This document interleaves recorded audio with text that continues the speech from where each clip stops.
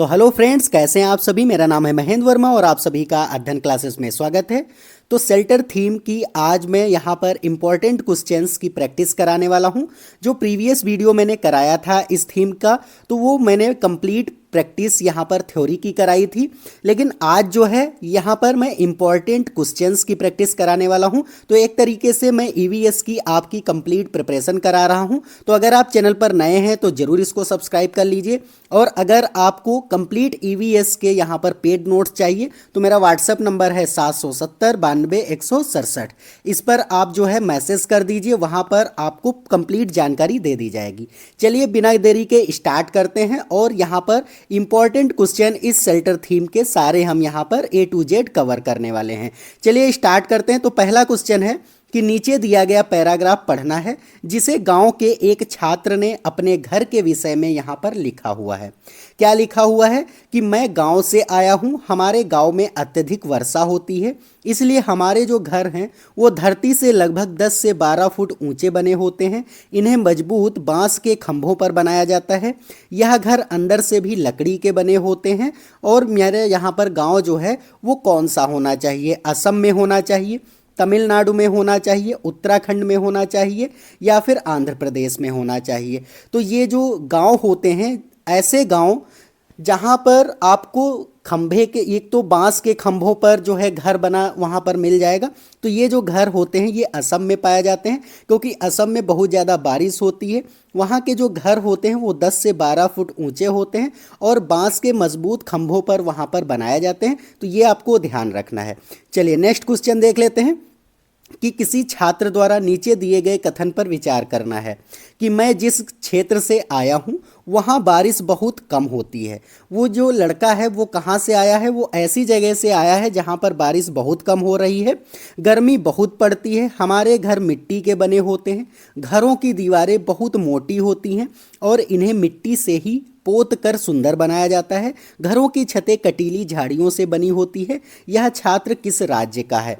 तो ये छात्र जो है लद्दाख का है, असम का है, राजस्थान का है, या फिर उत्तर प्रदेश का है। तो मैं बता दूं कि जो ऐसे घर होते हैं जहां पर जो घर होती हैं उनकी दीवारें मिट्टी की और मोटी दीवारें बनी होती हैं, छत जो होती है वहाँ पर कटीली झाड़ियाँ आपको देखने को मिलेगी। तो अगर आप राजस्थान जाएंगे तो ऐसे घर आपको देखने को मिल जाएंगे।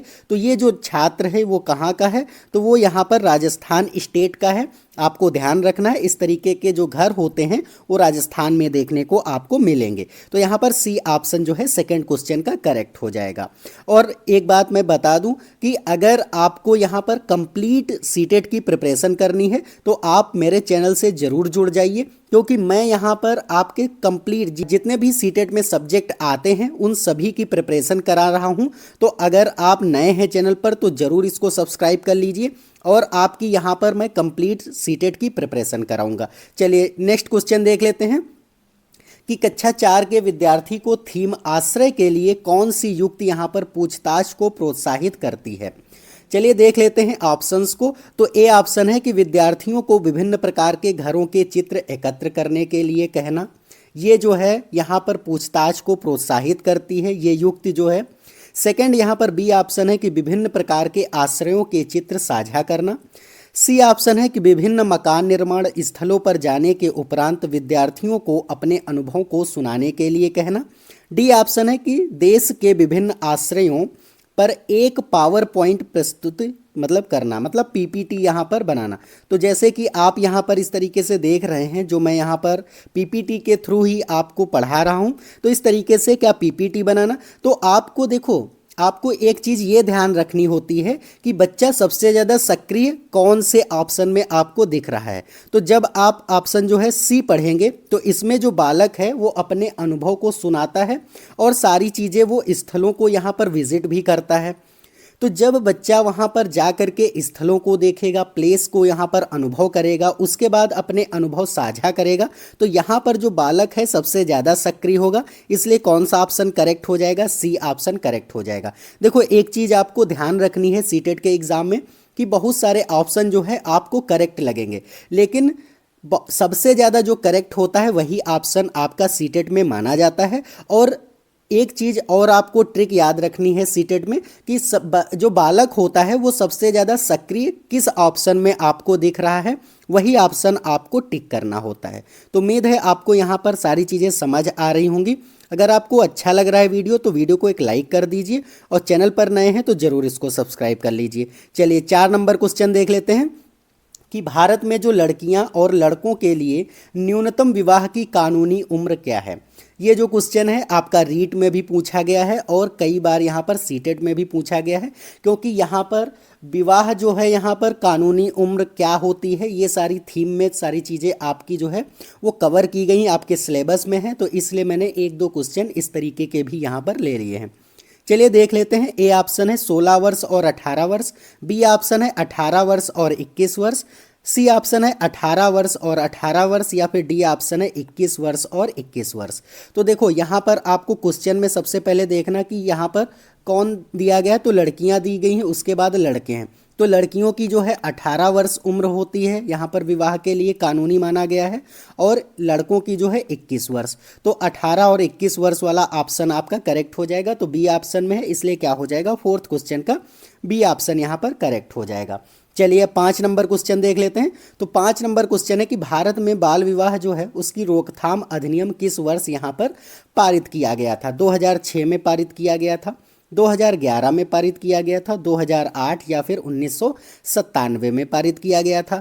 तो आपको ध्यान रखना है कि जो बाल विवाह रोकथाम अधिनियम है वो आपका 2006 में पारित किया गया था, इसलिए कौन सा ऑप्शन यहाँ पर करेक्ट हो जाएगा, ए ऑप्शन ही करेक्ट हो जाएगा। चलिए 6 नंबर क्वेश्चन देख लेते हैं कि डॉग फिश का निवास स्थान है। देखो ये आपको ध्यान रखना है कि डॉग फिश जो है उसका निवास स्थान क्या होगा, एक नदी होगा, झील होगा, तालाब होगा या फिर सागर होगा। तो जो डॉग फिश होती है अगर हम इसकी बात करें तो शार्क के जैसी होती है, शार्क को ही यहाँ पर डॉग फिश बोला जाता है। इसलिए आपने शार्क कहाँ देखी है, तो शार्क आपको जो है सागरों में, सीज में, महासागरों में देखने को मिलेगी। नदी, तालाब, झील में तो आपको देखने को कभी मिलती नहीं, इसलिए क्या हो जाएगा यहाँ पर डी ऑप्शन करेक्ट हो जाएगा। तो ये जो क्वेश्चन था बिल्कुल कॉमन सेंस पर आपका आधारित था। अगर आप थोड़ा कॉमन सेंस लगाएंगे तो ये क्वेश्चन क्या होगा, आपका करेक्ट हो जाएगा।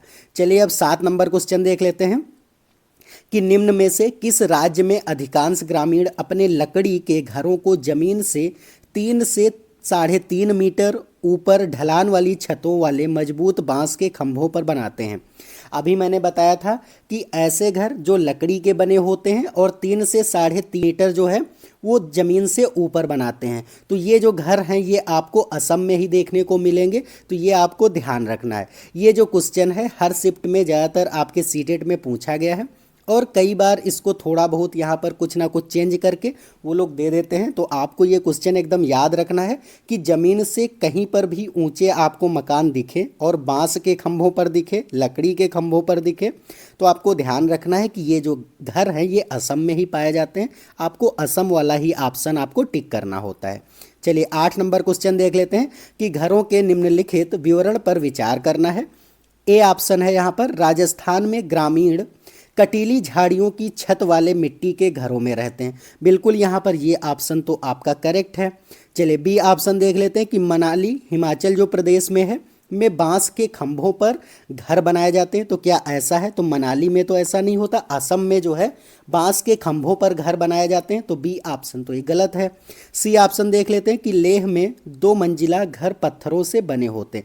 बिल्कुल यहाँ पर ये भी ऑप्शन आपका करेक्ट है, क्योंकि लेह लद्दाख में क्या होता है, बर्फ़ बहुत ज़्यादा पड़ती है, इसलिए वहाँ के जो मकान होते हैं वो 2 मंजिला होते हैं, और जो नीचे की जो यहाँ पर मंजिल होती है, जो बेसमेंट होता है, उसमें कोई भी खिड़की नहीं होती है।